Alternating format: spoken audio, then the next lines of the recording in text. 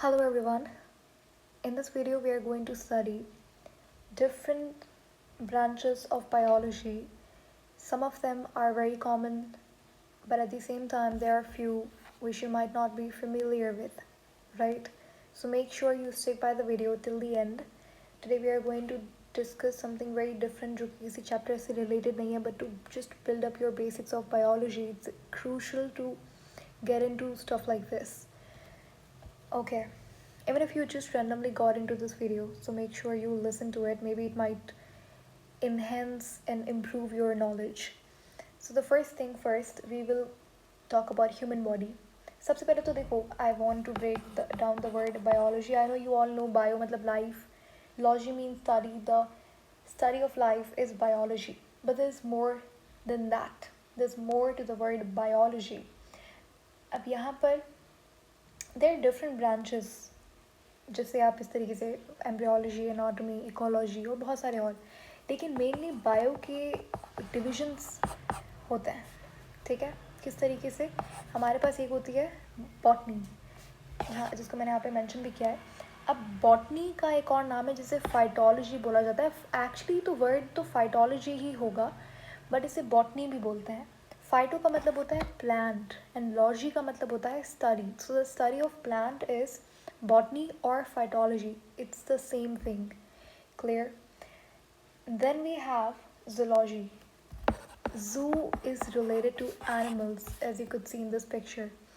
We are animals as well. We as human beings are animals. हम लोग of course हमारा species match नहीं करता, but we belong to the same kingdom, kingdom animalia. हम लोग भी एनिमल हैं और हम ह्यूमन बॉडी को जिस ब्रांच के अंडर कवर किया जाता है वो भी जूलॉजी है, और बाकी जितना भी एनिमल है जिसको इस ब्रांच के अंडर कवर किया जाता है वो भी आपका जूलॉजी के अंदर आता है. ये तो हो गई डिविजन्स. अब इन डिविजन्स के अंदर भी हमारे पास डिफरेंट ब्रांचेस हैं जिसके अंदर हम हर कैटेगरी को अलग अलग ब्रांच के अंदर डिस्कस करते हैं. जैसे कि फर्स्ट ऑफ ऑल हमारे पास पहली जो ब्रांच ऑफ बायोलॉजी है वो है एनाटॉमी. ठीक है, स्टडी ऑफ इंटरनल स्ट्रक्चर, ना सिर्फ एनिमल का. यहाँ पे I have given a picture of a human body, लेकिन आप अगर प्लांट के इंटरनल स्ट्रक्चर को भी पढ़ रहे हो तो वो उसकी एनाटॉमी ही होगी. ठीक है, जैसे आपने पढ़ा होगा लीफ की एनाटॉमी. अगर आपको जानना है लीफ की एनाटॉमी क्या होती है, सो आप एक वीडियो मैंने पहले से इस चैनल के ऊपर अवेलेबल है, आप देख सकते हो. मैंने वहाँ पे बहुत डिटेल में उसकी एक्सटर्नल स्ट्रक्चर, उसका जो भी एक्सटर्नल स्ट्रक्चर था वो डिस्कस किया. उसके बाद हमने उसकी एनाटॉमी भी डिस्कस की है. ठीक है, लीफ के अंदर कौन से सेल्स होता है, मीजोफिल सेल्स होता है. ठीक है, so it's very interesting, so make sure you hit that up. अब एनाटॉमी पे वापस आ जाओ. तो इंटरनल स्ट्रक्चर की स्टडी और उसे किस तरीके से आफ्टर डायसेक्शन जो आप स्टडी करते हो, जैसे कोई भी ऑर्गन उठा लेता है, let's take I think liver. अब लिवर को आप इस तरीके से स्टडी नहीं कर सकते. You can't examine the anatomy of the liver, क्योंकि अभी ये बिल्कुल it's a fresh liver, it's a fine liver. लेकिन जब मैं इसे डायसेक्ट करेंगे इसे हम, when you will cut it down into pieces, when you can see the internal structure of it, then it would be the anatomy of it. Then you would be able to study the anatomy of it. इसी तरीके से same goes for every organ, not just for animals but for plants as well. Clear? Next हम बात करने जा रहे हैं biochemistry की, जो कि बहुत लोगों को बहुत बोरिंग चैप्टर लगता है. एक्चुअली बायो मॉलिक्यूल्स जो चैप्टर है हमारा, चैप्टर नंबर आई गेस 2 होता है, किसी की बुक के अंदर 1 होता है. तो बायोकेमिस्ट्री एक्चुअली बायोमॉलिक्यूल्स आते हैं बायोकेमिस्ट्री के अंडर. बायोलॉजी और केमिस्ट्री का क्या रिलेशनशिप है. एक ह्यूमन बॉडी अगर आप देखो तो वो बनी ही पूरे केमिकल्स की वजह से होती है. हम लोग essentially primarily we are made up of elements, we are made up of molecules जो कि केमिकल्स होता है. तो जो भी केमिकल प्रोसेस हो रहा है हमारी बॉडी में, जितना भी मेटाबॉलिज्म हो रहा है, चाहे फिर वो एनाबॉलिज्म हो यानी कि किसी चीज़ का बनना, या फिर कैटाबॉलिज्म हो किसी चीज़ का टूटना, वो बायोकेमिस्ट्री के अंदर आता है. तो यानी कि study of chemistry of living matter. और केमिस्ट्री क्या है? Chemistry is the branch of science in which we study matter and energy and changes the matter is going through. ठीक हो गया. उसके बाद हम बात करते हैं इकोलॉजी के बारे में. इको का मतलब होता है इन्वायरमेंट और लॉजी यानी कि स्टडी. सो इकोलॉजी में आप दो चीज़ें डिस्कस करते हो, एक आपका बायोटिक फैक्टर और एक आपका ए बायोटिक फैक्टर। ए बायोटिक यानी कि नॉन लिविंग और बायोटिक यानी कि लिविंग। जैसे इन पेड़ पौधों का इन एनिमल से क्या रिलेशनशिप है, ये आप इकोलॉजी में डिस्कस करते हो। तो study of relationship between organisms and environment, वो आप डिस्कस करते हो इकोलॉजी के अंदर। नेक्स्ट हमारे पास आती है साइटोलॉजी। साइटो का मतलब होता है, ये निकला है साइटोप्लाज्म से, which is a part of cell.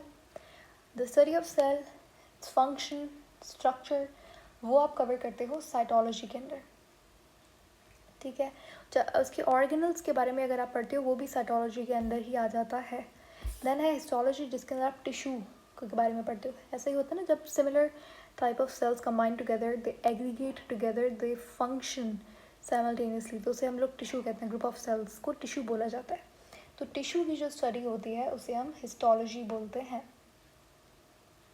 ठीक है। Study of tissues by what, by microscope, by microscopy. उसके बाद हमारे पास आती है फिजियोलॉजी। आपने सुना होगा आजकल द ट्रेंड और may be the awareness of being a physiotherapist is pretty okay these days. Physiotherapist क्या होता है? The one who studies physiology, like how your body works. Physiology के अंदर आप किस तरीके से ह्यूमन बॉडी काम कर रही है, मेरा हाथ किस तरीके से वर्क कर रहा है, हिल रहा है, उसके पीछे फिजिक्स क्या है। So that you study in this branch. इसे आप इस तरीके से बोल सकते हो कि the study of functions of various parts within the living organism is called physiology. Next we have taxonomy. Taxonomy बहुत इंटरेस्टिंग ब्रांच में से एक है।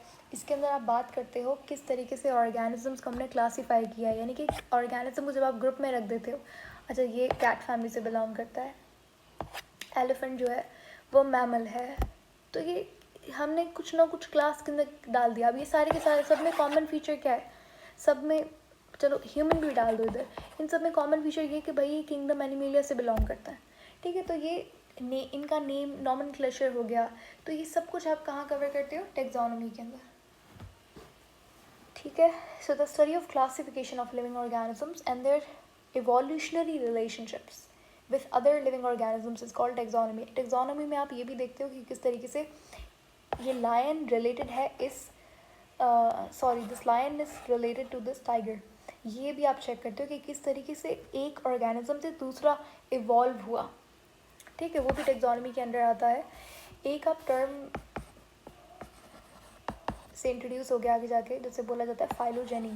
फाइलोजेनी का मतलब होता है the evolutionary relationship between organisms. Like for example bacteria, आपने नाम सुना होगा, it's a Monera, it's a prokaryote. अब जो बैक्टीरिया है उसका एंसेस्टर क्या है? प्रोटोबायोंट, या पढ़ोगे आगे चैप्टर इसके अंदर। अब ये क्या है? ये एक एवोल्यूशनरी रिलेशनशिप है। अच्छा चलो इसको सिंपल और ब्रेक डाउन करते हैं। मंकी ले लो, एप्स, तो humans are evolve. There many theories who support the idea that human being is evolve from apes. हमारे जो अब हायर प्राइमेट्स हमारे से बहुत मैच करता है, तो that we study in phylogeny. अब फाइलोजेनी भी एक पार्ट है टेक्सोनॉमी का। उसके बाद आता है जू पैथोलॉजी। पैथोलॉजी जनरली हम लोग बात करते हैं डिजीज़ के बारे में। पैथोजन से निकला है ये। पैथोजन क्या होता है? ऑर्गेनिज्म दैट क्रिएट्स और दैट कॉजेज डिजीज। जू यानी कि एनिमल, एनिमल की बीमारियों के बारे में आप बात करते हो जू पैथोलॉजी के बारे में। एक यहाँ पे ये भी ब्रांच है एम्ब्रियोलॉजी। एम्ब्रियोलॉजी के अंदर आप ऑफकोर्स डेवलपमेंट पढ़ते हो किसकी? एम्ब्रियो की। और एम्ब्रियो क्या होता है?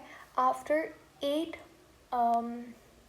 Weeks, after 8 weeks of fertilization, जिसे आप 2 मंथ्स भी बोल सकते हो, उससे पहले होता है फीटस, उसके बाद फिर वो एम्ब्रियो कहलाता है। So these are different terms use for